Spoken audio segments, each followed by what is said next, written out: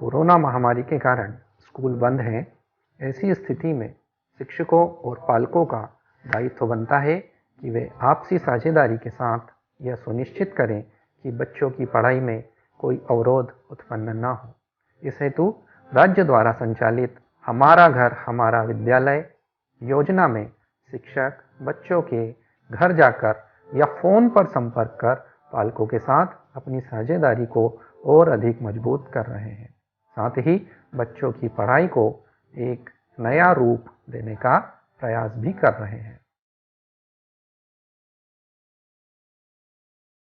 शासकीय प्राथमिक विद्यालय गुर्दाखेड़ी से अपने सभी साथियों के साथ मैं विवेक शर्मा हमारी पाठशाला में आप सभी का स्वागत करता हूं। बच्चों, जैसा कि आपको पता है कि हिंदी की दक्षता की पुस्तक आओ करें और सीखें पर हम काम कर रहे हैं। आज से पहले हमने दक्षता की पुस्तक में पेज नंबर 81 से पेज नंबर 86 और पेज नंबर 87 से लेकर पेज नंबर 92 तक का काम पूरा कर लिया है। अगर आपने अभी तक वो काम पूरा नहीं किया है तो आप मेरे पहले के वीडियो देखकर उस काम को पूरा कर सकते हैं। मेरे पहले के वीडियो की लिंक ऊपर आई बटन में दी हुई है, आप क्लिक करके पुराने वीडियो देख सकते हैं। बच्चों, आज हमें दक्षता की पुस्तक पर जो काम करना है वो है page number 93, page number 94, page number 95, page number 96, page number 97, page number 98, page number 99, page number 100। हमें इन पेज पर काम करना है जो आपकी स्क्रीन पर आपको दिखाई दे रहा है। पेज नंबर 93 से लेकर पेज नंबर 100 तक का काम आज हम पूरा करेंगे। आप जल्दी से जाकर अपनी दक्षता की बुक लेकर आ जाएं, साथ में रबर और पेंसिल लाना ना भूलें।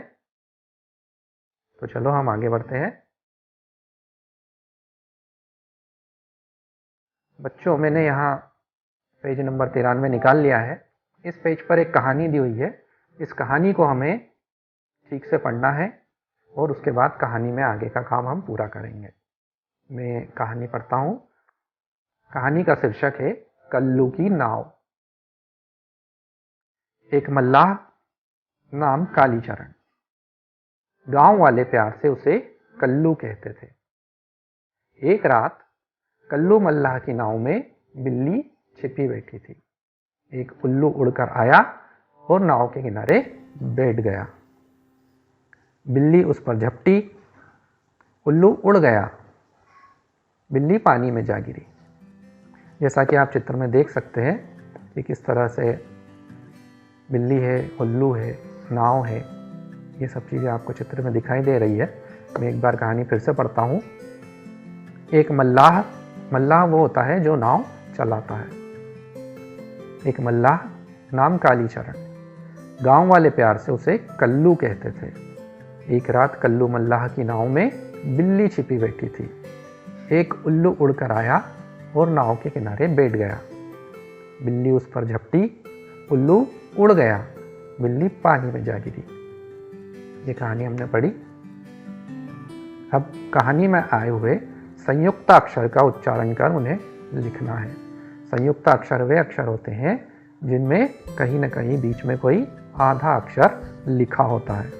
अब कहानी में से हमें ढूंढना है कि कहाँ कहाँ पर आधे अक्षर वाले शब्द हैं और उन्हें ढूंढकर खाली जगह में लिखना है। तो चलो शुरू करते हैं। सबसे पहले हमें मिलता है मल्लाह। हमने यहाँ पर लिखा मल्लाह। इसके बाद हम आगे बढ़ते हैं। इसके बाद हमें मिल रहा है प्यार। हमने प्यार लिखा। उसके बाद हम और ढूंढते हैं। हमें आधे अक्षर वाला मिलता है कल्लू। देखो इसमें बीच में भी आधा ल लगा हुआ है। इसके बाद हम और आगे बढ़ते हैं। हमें मिलता है बिल्ली। देखो इसमें भी बीच में आधा ल लगा हुआ है।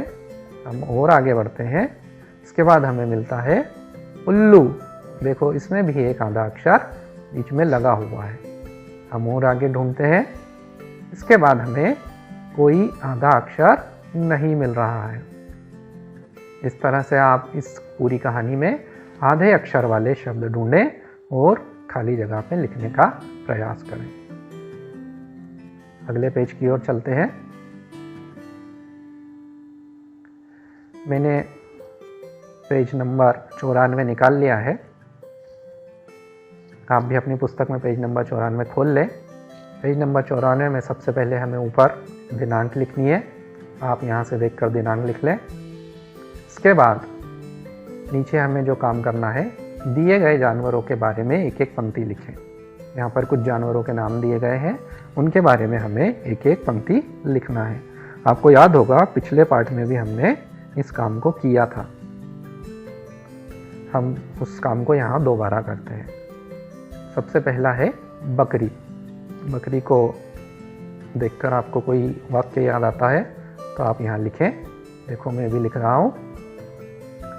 मेरे घर पर एक पालतू बकरी है। देखो इसमें बकरी शब्द आया है, मैंने लिखा मेरे घर पर एक पालतू बकरी है। इसके बाद हम लिखेंगे दूसरा वाक्य, हिरण। अब हिरण को लेकर हमें वाक्य बनाना है। मेरे खेत के आसपास बहुत सारे हिरण हैं। इसके बाद है भालू। आप में से बहुत सारे बच्चों ने भालू नहीं देखा होगा। चलो मैं दिखाता हूं आपको भालू कैसा होता है। देखो ये है भालू। ये भालू बहुत ही खतरनाक जानवर होता है। यह जंगलों में पाया जाता है। अब इस भालू को देखकर हमें एक वाक्य लिखना है। देखिए हम क्या लिखते हैं। भालू एक जंगली जानवर होता है। इसके बाद है हाथी। हाथी आप सभी ने देखा है। हम वाक्य लिखेंगे, हाथी की सूंड बहुत लंबी होती है। इसके बाद है गाय। गाय को भी आप लोगों ने बहुत अच्छी तरह से देखा है, इसलिए हम लिखेंगे गाय हमें दूध देती है। बिल्कुल इस तरह से हमारे ये पांचों वाक्य यहाँ बन जाएंगे। आप इसी तरह के कोई अन्य वाक्य भी यहाँ पर लिख सकते हैं। इसके नीचे दिए गए जानवर क्या क्या खाते हैं। ये काम भी हमने पहले के पार्ट में किया है, उसे हम यहाँ दोबारा कर रहे हैं। दिए गए जानवर क्या क्या खाते हैं। देखें शेर लिखा है। शेर क्या खाता है आपको पता है, हम पहले कर चुके हैं। शेर जानवरों का मांस खाता है। इसके बाद है कुत्ता। कुत्ता क्या खाता है। कुत्ता जानवरों का मांस और रोटी भी खाता है। घोड़ा। घोड़ा क्या खाता है। घोड़ा घास खाता है। बैल। बैल भी घास खाता है। इसके बाद है लोमड़ी। लोमड़ी क्या खाती है। लोमड़ी जानवरों का मांस खाती है। लोमड़ी भी मरे हुए जानवरों का मांस खाती है। इसके बाद आगे बढ़ते हैं। अपने मनपसंद जानवर का चित्र बनाओ, वह कहाँ रहता है लिखो। यहाँ जो नीचे एक बॉक्स बना हुआ है उसमें अपने मनपसंद जानवर का चित्र बनाना है और उसके बारे में लिखना है। आप अपनी पसंद के किसी भी जानवर का चित्र बनाकर उसके बारे में लिख सकते हैं। देखो मैं क्या बना रहा हूं। देखो मैंने किस जानवर का चित्र बनाया है। यह एक घोड़ा है। अब हमें यहाँ घोड़े के बारे में कुछ लिखना है कि वह कहाँ रहता है, किस काम आता है। इस तरह के हम 4 वाक्य यहाँ बनाने का प्रयास करेंगे। देखो पहला वाक्य बना रहा हूँ।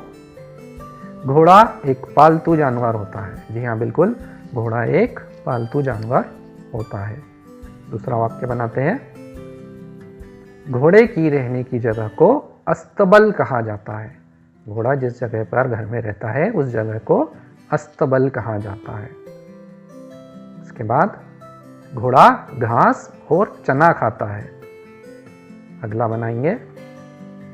घोड़ा सवारी करने में काम आता है।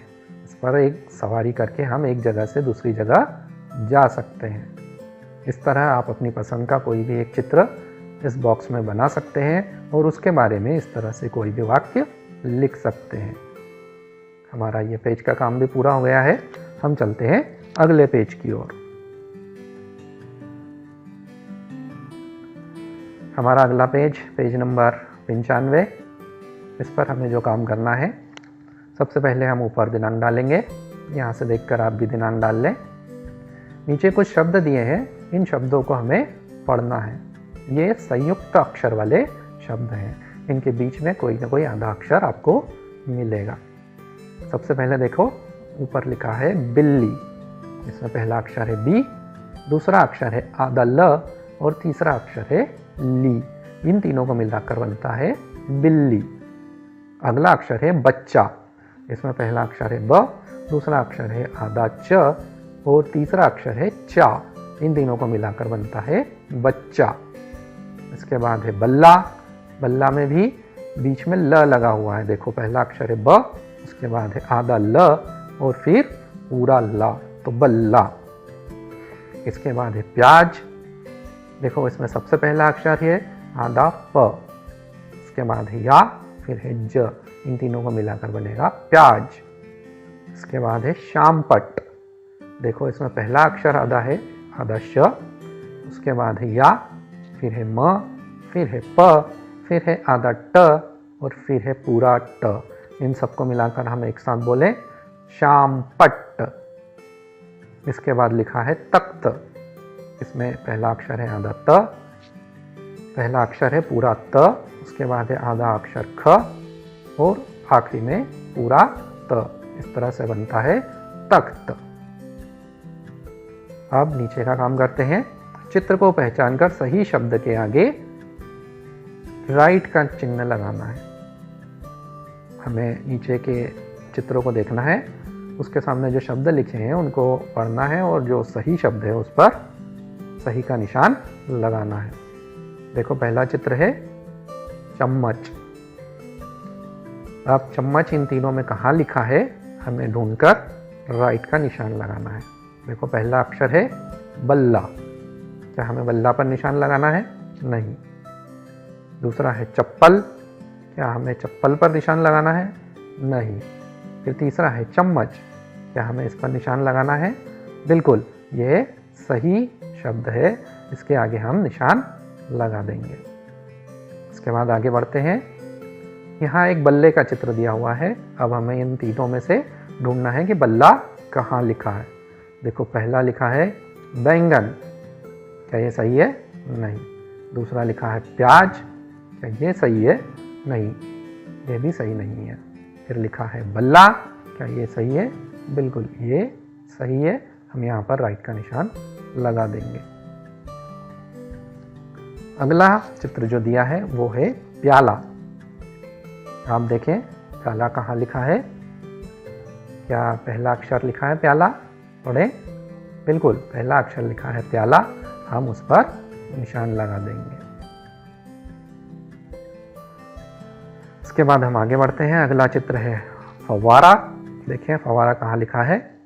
पहला शब्द लिखा है किताब, क्या ये सही है? नहीं। दूसरा लिखा है महल, ये भी सही नहीं है। तीसरा लिखा है फव्वारा, जी हाँ ये बिल्कुल सही है, हम इस पर राइट का निशान लगा देंगे। आगे बढ़ते हैं। इसके नीचे जो चित्र दिया है वो है कुत्ता। अब ढूंढे कुत्ता कहाँ लिखा है। पहला शब्द लिखा है बिल्ली, क्या ये सही है? नहीं, ये सही नहीं है। इसके बाद लिखा है कुत्ता, बिल्कुल ये सही है, हम इस पर राइट का निशान लगा देंगे। अगला चित्र हमें दिख रहा है उल्लू। सामने देखें उल्लू कहाँ लिखा है। बिल्कुल उल्लू यहाँ पर लिखा हुआ है, हमने इसे राइट का निशान लगा दिया। अगला है तख्त। देखें तख्त कहाँ लिखा है। इस तरह से यह एक पलंग भी है, हमने यहाँ पर पलंग पर राइट का निशान लगा दिया। इसके बाद हमें दिख रहा है हेलीकॉप्टर। देखें आप यहाँ हेलीकॉप्टर कहाँ लिखा है। पहला लिखा है हवाई जहाज, क्या ये सही है? नहीं, ये सही नहीं है, ये हवाई जहाज नहीं है, ये तो हेलीकॉप्टर है। हम हेलीकॉप्टर पढ़ते हैं, आगे कहाँ लिखा है। बिल्कुल नीचे लिखा है हेलीकॉप्टर, हम यहाँ पर राइट का निशान लगा देंगे। इसके बाद एक पत्ता। देखिए पत्ता कहाँ लिखा है। बिल्कुल यहाँ लिखा है पत्ता। इसके बाद है बिल्ली। बिल्ली कहाँ लिखा है। बिल्कुल बिल्ली यहाँ लिखा है, हमने उसके सामने भी राइट का निशान लगा दिया। इस तरह से हमारा इस पेज का काम भी पूरा हुआ। आगे बढ़ते हैं। पेज नंबर 95 पर जाने से पहले हमें कुछ नया सीखना होगा। कुछ नया सीखने का समय है। अगर हम इसे सीखे बिना आगे बढ़ेंगे बच्चों, यहाँ आगे बढ़ने से पहले हमें कुछ नया सीखने की ज़रूरत पड़ेगी। उसको सीखे बिना अगर हम आगे के पेज पर जाते हैं तो शायद हमें कुछ समझ में ना आए। इस स्थिति से बचने के लिए हम कुछ ज़रूरी बातों पर अपना ध्यान देने की कोशिश करेंगे। तो चलो फिर देखते हैं क्या है आगे हमारे लिए कुछ नया।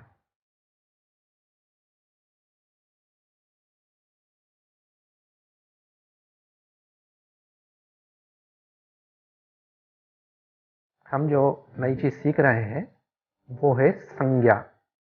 आप में से कितने बच्चों को पता है कि संज्ञा क्या होती है?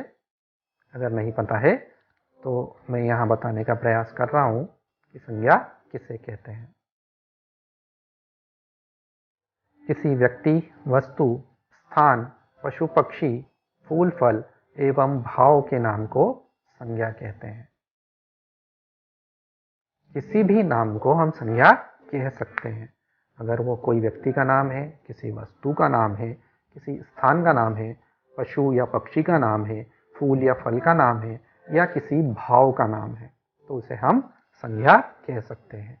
यदि हम छोटे रूप में कहें तो हम कह सकते हैं किसी के भी नाम को संज्ञा कहते हैं।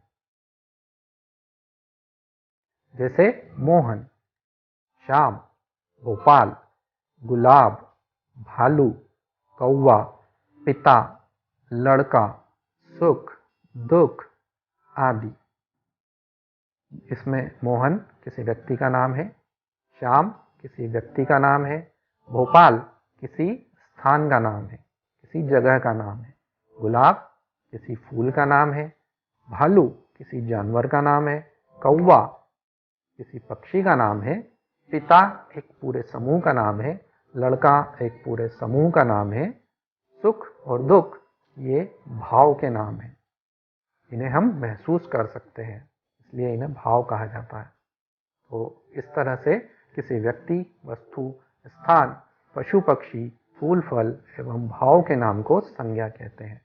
किसी के भी नाम को हम संज्ञा कहते हैं। संज्ञा के भेद। संज्ञा के कुछ प्रकार भी होते हैं, थोड़ा सा उन्हें जल्दी से समझ लेते हैं। संज्ञा के मुख्य रूप से 3 भेद होते हैं। पहला होता है व्यक्तिवाचक संज्ञा, दूसरा होता है जातिवाचक संज्ञा एवं तीसरा होता है भाववाचक संज्ञा। पहला हम समझते हैं व्यक्तिवाचक संज्ञा। वह शब्द जो किसी एक व्यक्ति, वस्तु, स्थान का बोध करवाता हो उसे व्यक्तिवाचक संज्ञा कहते हैं। जैसे राम, यह एक व्यक्ति का नाम है। कुर्सी, यह एक वस्तु का नाम है। भोपाल, यह एक शहर का नाम है। जिसमें किसी का नाम आया हो उसे हम व्यक्तिवाचक संज्ञा कहते हैं। दूसरा है जातिवाचक संज्ञा। वह शब्द जो किसी एक संपूर्ण जाति का बोध करवाता हो उसे जातिवाचक संज्ञा कहते हैं। जैसे लड़का, इससे हमें यह एक पूरी जाति का नाम है। गाय, यह एक पूरी जाति का नाम है, यह किसी एक गाय का नाम नहीं है। गाय से हमें गाय याद आती है, लेकिन वो कोई भी गाय हो सकती है। इसी तरह से अगला है नदी, यह भी एक पूरी जाति का नाम है। इसमें किसी नदी का नाम नहीं है, लेकिन नदी से हम समझ सकते हैं कि किसी नदी के बारे में बात हो रही है। यदि हम यहाँ पर कोई नाम लेते हैं, जैसे हमने लिया गंगा नदी, तो वह व्यक्तिवाचक संज्ञा होगा, लेकिन हम कहेंगे सिर्फ नदी तो वह जातिवाचक संज्ञा में आएगा। इसी तरह से अगला देखते हैं भाववाचक संज्ञा। वह शब्द जो किसी की अवस्था जैसे गुण, दोष, धर्म, दशा आदि का बोध कराता हो उसे भाववाचक संज्ञा कहते हैं। जैसे बुढ़ापा, यह जीवन की एक अवस्था है। खुशी, यह एक भाव या दशा का नाम है। इस तरह के शब्दों को हम भाववाचक संज्ञा कहते हैं। यहाँ पर मैंने संज्ञा को थोड़े से में समझाने का प्रयास किया है, क्योंकि हमें आगे के पेज पर संज्ञा शब्दों पर ही काम करना है। अगर आप संज्ञा को और अधिक विस्तार से समझना चाहते हैं तो कमेंट बॉक्स में अपना कमेंट लिखें। मैं अलग से संज्ञा पर वीडियो बनाने का प्रयास करूँगा। आगे बढ़ते हैं हमारे अगले पेज की ओर, पेज नंबर 96। इस पेज पर चिट्ठी के बारे में कुछ बताया गया है। पढ़ते हैं। आज कनू अपने पापा को बहुत याद कर रही थी। कनू नाम की कोई लड़की है, वो अपने पापा को बहुत याद कर रही थी। उसके पापा भोपाल में नौकरी करते हैं। कहाँ पर? भोपाल। उसके पापा भोपाल में नौकरी करते हैं और वह अपने गांव में अपनी मम्मी के साथ रहती है। मम्मी ने उसे समझाया कि तुम्हारे पापा अभी कुछ दिन बाद आएंगे, 1-2 दिन में उनकी चिट्ठी आने वाली है। आपको पता है चिट्ठी क्या होती है? आप में से कितने बच्चों को पता है कि चिट्ठी क्या होती है? चिट्ठी कैसी होती है? चलो मैं आपको दिखाता हूँ कि चिट्ठी कैसी होती है। देखो, ये होती है चिट्ठी। यहाँ पर ऊपर आपको कुछ लाइनें दिखाई दे रही है। इस लाइन में हम उसका पता लिखते हैं जिसको हमें चिट्ठी भेजनी होती है। इन लाइनों में उसका पता लिखा जाता है जिसे हम चिट्ठी भेज रहे हैं। उसी तरह से नीचे की लाइन में उसका नाम और पता आता है जो चिट्ठी भेज रहा होता है। अगर हम चिट्ठी भेज रहे हैं तो यहाँ पर हम अपना नाम और पता लिखेंगे। तो इस तरह की चिट्ठी होती है। इसे खोलकर इसके अंदर हम अपना संदेश लिख सकते हैं और इसे बंद करके चिट्ठी डालने वाले डब्बे में डाल सकते हैं। चिट्ठी डालने वाला डब्बा कैसा होता है? चलो वो भी मैं आपको दिखाता हूँ। देखो, ये होता है चिट्ठी डालने वाला डब्बा। इसमें यहाँ से चिट्ठी अंदर डाली जाती है और यहाँ का दरवाज़ा खोलकर पोस्टमैन इसे निकालकर हमारे घरों तक पहुँचाने का काम करता है। कहानी में हम आगे बढ़ते हैं। मम्मी ने उसे समझाया कि तुम्हारे पापा अभी कुछ दिन बाद आएंगे, 1-2 दिन में उनकी चिट्ठी आने वाली है। परंतु कनू नहीं मानी और रोते रोते सो गई। अचानक कनू को लगा जैसे कोई नीले से रंग की वस्तु उसे जगा रही है। कनू बोली, कौन हो तुम? चिट्ठी। अरे मुझे नहीं पहचाना? मैं तो चिट्ठी हूँ। कनू बोली, तुम कहाँ से आई हो? चिट्ठी बोलती है, मुझे जिंद से तुम्हारे पापा ने भेजा है। कनू, तुम मेरे पास कैसे पहुंची? चिट्ठी बोलती है, तुम नहीं जानती, आओ मैं सुनाती हूँ तुम्हें अपनी कहानी। अब चिट्ठी अपनी कहानी यहाँ कनू को सुना रही है। तुम्हारे पापा ने मुझे डाकखाने से खरीदा, फिर मेरे अंदर बहुत सी बातें लिखकर बंद कर दिया। मेरे ऊपर तुम्हारा पता लिखा और लाल रंग की पत्र पेटिका में डाल दिया। पत्र पेटिका मैंने अभी आपको दिखाई थी, उसे पत्र पेटिका कहते हैं। वहाँ मेरे और भी भाई बहन थे। वहाँ पर बहुत सारी चिट्ठियाँ पहले से अंदर रखी हुई थी। सबसे मिलकर मैं खुश थी। तभी किसी ने बॉक्स को खोला और हमें पकड़ पकड़ कर एक बड़े थैले में ठूस दिया। सच मानो तो मेरा दम निकल रहा था। उसने हमें अपनी पीठ पर लादा और एक बड़े कमरे में लाकर पटक दिया। हम एक दूसरे से बहुत बुरी तरह से टकराए, परंतु डर के मारे कुछ नहीं बोले। उसने थैले को खोला तो चेन मिला, लेकिन तभी उसने पास पड़े थप्पो को उठाया और मेरे ऊपर बहुत जोर से मारा। फिर पकड़कर मुझे थैले में पड़े कार्ड, लिफाफे और मनी ऑर्डर के साथ बंद करके गाड़ी में डाल दिया। मुझे तुम्हारे शहर ले आया गया। यहाँ भी उसी प्रकार का ठप्पा लगाया गया। इस ठप्पे को मुहर कहते हैं। जो ठप्पा उसके ऊपर लगाया गया उस ठप्पे को मुहर कहा जाता है। एक खाकी वर्दी वाले ने मुझे उठाया और तुम्हारे घर दे गया। खाकी वर्दी वाले व्यक्ति को जो चिट्ठी पहुंचाने का काम करता है उसे हम डाकिया कहते हैं। अरे यह तो तुम्हारे ऊपर काले रंग के 2 निशान से लगे हैं। इन पर कुछ लिखा भी है, भोपाल, और दूसरी ओर लिखा है तुम्हारे गांव का नाम। ये चिट्ठी की कहानी हमने पढ़ी। अब आगे के पेज पर हमें कुछ काम करना है जो इस चिट्ठी की कहानी से ही जुड़े हुए हैं। चलो चलते हैं आगे के पेज पर।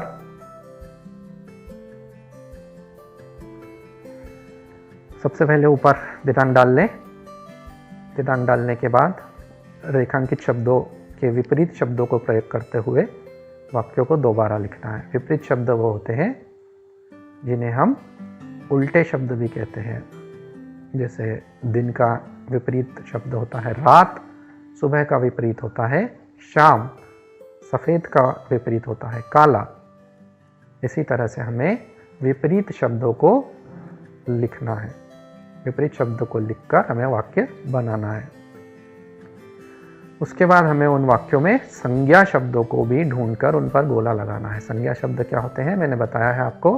किसी के भी नाम को हम संज्ञा कहते हैं। तो हम यहाँ पर नाम ढूंढेंगे और उस पर गोला भी लगाएंगे। पहला वाक्य देखते हैं। कनू अपने पापा को याद कर रोने लगी। देखो रोने के नीचे यहाँ लाइन खींची हुई है। हमें रोने का विपरीत अर्थ वाला शब्द ढूंढना है। रोने का विपरीत अर्थ क्या होता है देखें। कनू अपने पापा को याद कर हंसने लगी। देखो हमने यहाँ पर हंसना लिखा है। रोने का विपरीत होता है हंसना। बिल्कुल। अब हमें इस वाक्य में कुछ संज्ञा शब्द भी ढूंढने हैं। तो हम यहाँ पर संज्ञा शब्द ढूंढते हैं। देखो इसमें कुछ नाम है। बिल्कुल है। पहला देखो कनू, यह एक लड़की का नाम है। हमें यहाँ पर गोला लगाना है। उसके बाद है पापा। ये पूरे जातिवाचक संज्ञा है, पूरी जाति का सूचक है, इसलिए हमने यहाँ पर पापा पर गोला लगा दिया है। इसके बाद हम आगे के वाक्य पर चलते हैं। अंदर, यहाँ पर अंदर शब्द के ऊपर नीचे लाइन खींची हुई है। इसका विपरीत अर्थ वाला शब्द होता है, अंदर का विपरीत होता है बाहर। देखो हम वाक्य बनाते हैं। चिट्ठी के बाहर बहुत सी बातें लिखी होती है। हमने यहाँ पर बाहर शब्द का इस्तेमाल करा है क्योंकि अंदर का विपरीत शब्द होता है बाहर। अब हमें यहाँ पर संज्ञा शब्द ढूंढना है। पहला शब्द है इसमें चिट्ठी। ये किसी वस्तु का नाम है, इसलिए हमने इस पर गोला लगा दिया। अगले वाक्य में देखते हैं। सबसे मिलकर वह बहुत खुश थी। यहाँ पर खुश के नीचे लाइन खींची हुई है। हमें खुश का विपरीत अर्थ वाला शब्द देखना है। खुश का विपरीत अर्थ वाला शब्द होता है दुखी। तो हमें दुखी शब्द का लेकर एक वाक्य बनाना है। देखिए बनाते हैं। सबसे मिलकर वह बहुत दुखी थी। बिल्कुल, यहाँ पर हमने खुश का उल्टा करा दुखी और दुखी को यहाँ पर प्रयोग किया। हमें इसमें संज्ञा शब्द भी ढूंढना है। देखें संज्ञा शब्द, इसमें संज्ञा शब्द सबसे नहीं, मिलकर नहीं, वह ये भी नहीं, बहुत ये भी नहीं, दुखी बिल्कुल, यह एक संज्ञा शब्द है। यह एक भाव का नाम है, इसलिए हमने इस पर गोला लगा दिया। आगे के वाक्य पर चलते हैं।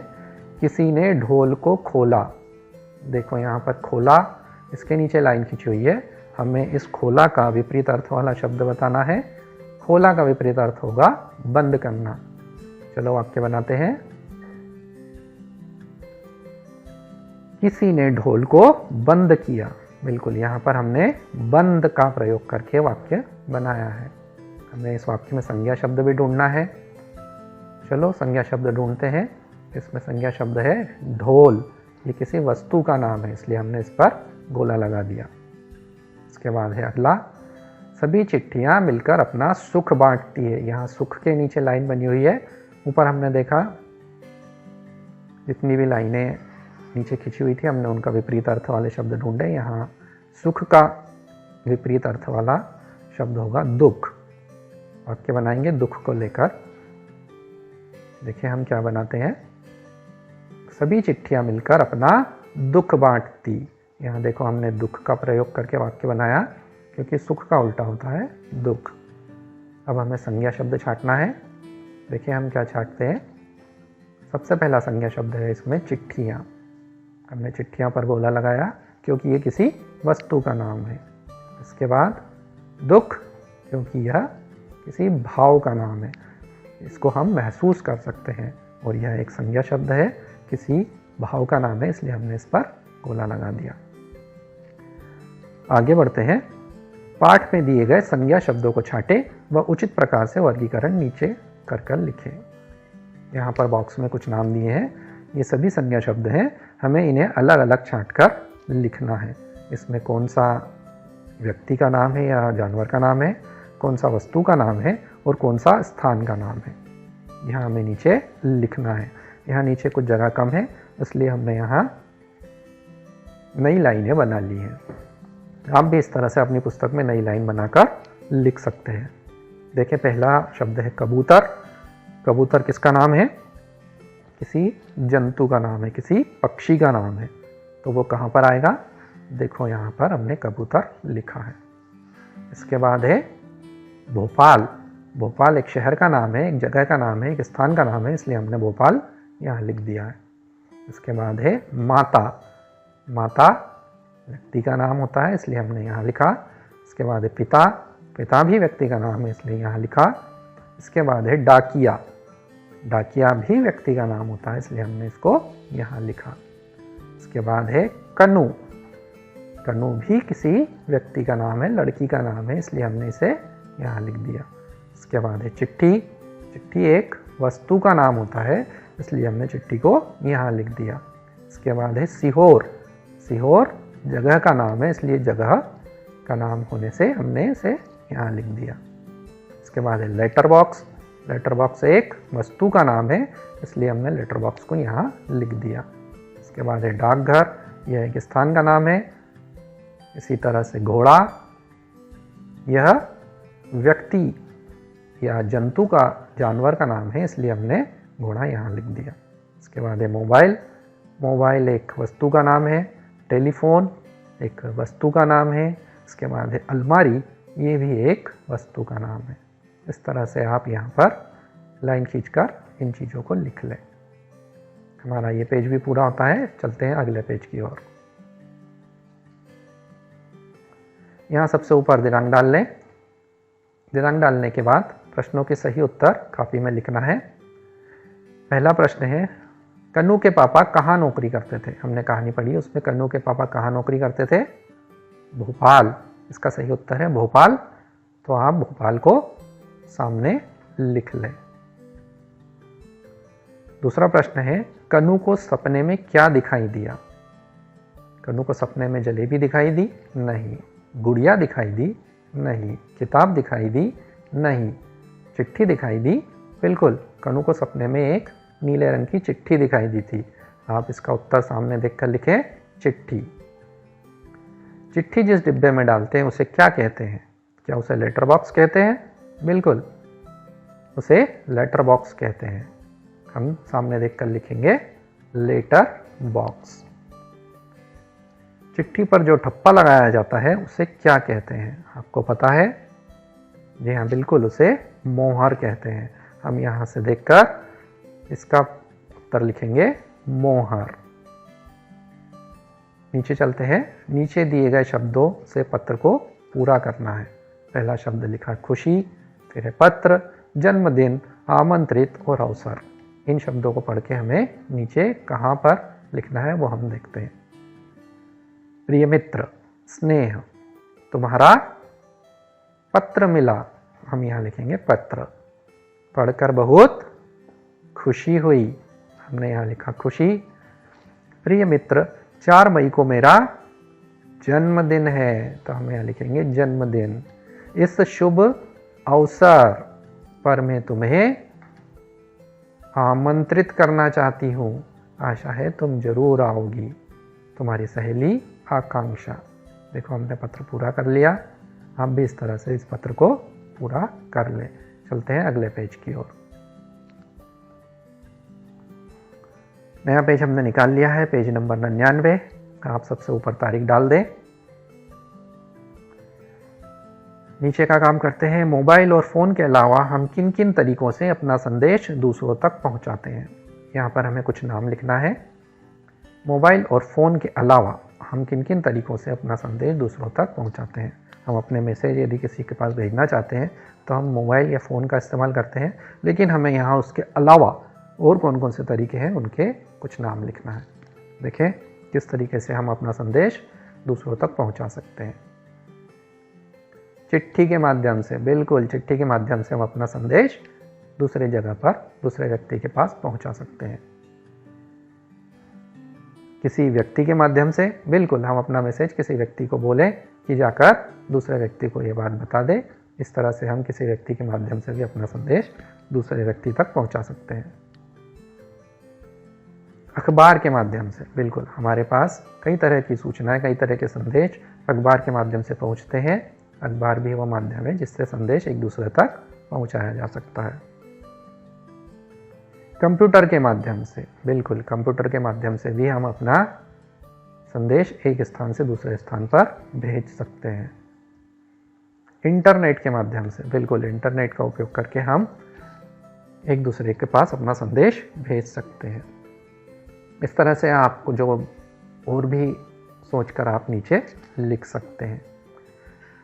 आगे हम देखें, यदि आपको अपना संदेश कहीं पहुंचाना है तो आप कैसे पहुंचाएंगे?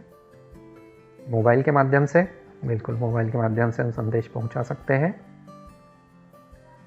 कंप्यूटर के माध्यम से बिल्कुल कंप्यूटर के माध्यम से हम मेल करके अपना संदेश किसी तक पहुंचा सकते हैं। इंटरनेट के माध्यम से भी हम अपना संदेश किसी तक पहुंचा सकते हैं।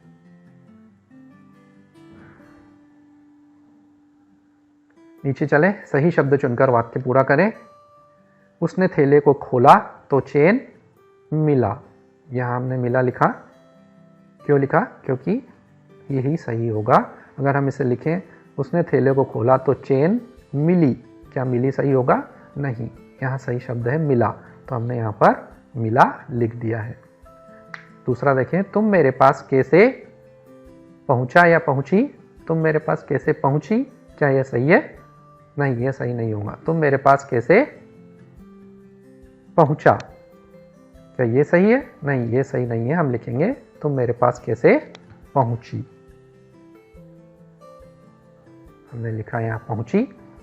अगला है सच मानो तो दम निकल रहा था। मेरा या अपना? सच मानो तो मेरा दम निकल रहा था। बिल्कुल यहाँ हम लिखेंगे मेरा। अगला देखें, कनू ने चिट्ठी खोला या खोली? कनू ने चिट्ठी खोली, वह पढ़ने लगी। अगला, अचानक कनू की आंख खुल गया कि गई? खुल गई। हम यहाँ लिखेंगे अचानक कनू की आंख खुल गई। इस तरह से हमारा इस पेज का काम भी पूरा हो जाएगा। हम चलते हैं अगले पेज की ओर। सबसे ऊपर हम दिनांक डालेंगे। यहाँ हमने दिनांक डाल दी है। नीचे बढ़ते हैं, उपयुक्त शब्दों से वाक्य पूरा कीजिए। नीचे कुछ खाली जगह है, उनको हमें भरना है। पहला पढ़ता हूँ, मुझे थैले में के साथ बंद कर दिया। मुझे थैले में के साथ बंद कर दिया। यहाँ खाली जगह में क्या आएगा? मुझे थैले में चिट्ठियों के साथ बंद कर दिया। बहुत सारी चिट्ठियों के साथ उसको बंद कर दिया। दूसरा देखें, आओ तुम्हें अपनी कहानी सुनाती हूं। दूसरा, इस ठप्पे को कहा जाता है। ठप्पे को क्या कहा जाता है आपको पता है? इस ठप्पे को मोहर कहा जाता है। बिल्कुल। अगला देखें, चिट्ठी लिखने में लोगों की रुचि नहीं रही। अगला, तुम्हारे पापा ने मुझे से खरीदा। कहाँ से खरीदा था उसके पापा ने? तुम्हारे पापा ने मुझे डाक खाने से खरीदा। यहाँ लिखेंगे हम डाक खाने से खरीदा। अगला काम देखें, आप अपने मित्र को क्या क्या उपहार भेंट देना चाहते हो लिखिए। अगर आप अपने मित्र के जन्मदिन पर जाते हो तो आप उसको क्या क्या भेंट देना चाहते हो, उनके नाम हमें यहाँ पर लिखना है। आप यहाँ पर सोचकर कुछ नाम अपने पसंद के लिख सकते हो। चलो शुरू करते हैं कुछ लिखना। हम अपने दोस्त को मिठाइयाँ दे सकते हैं।